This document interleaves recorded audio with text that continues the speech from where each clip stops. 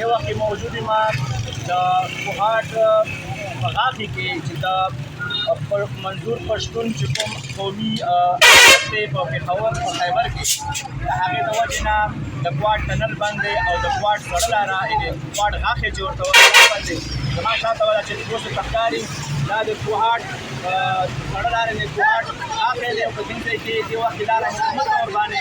دواړه سایډ نه بنده ده. د ها خوا نه چې کوم د کرک د بونو د وزیرستان او د دې علاقو نه چې کوم خلک راځي هغه هم نشي راتلی پېښور ته او د پېښور نه چې کوم خلک دې طرف ته راتلی هغه هم نشي راتلی. دواړه طرفه لاره انتهایي بنده ده او دا د انتظامیه د ناکامي غټ ثبوت دا دی چې دا لاره د څو ورځو نه بنده ده، ټنل هم بند کړی دی او دا لاره یې بنده کړې ده. موجود یو د کوهاټ غاښې کې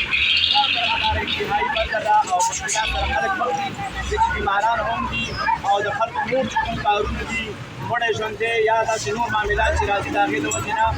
دلته چې دی خلک راتګ نشي کولی او لاره یې مکمله بنده کړې ده. افغان کلیوال، خیبر، کوهاټ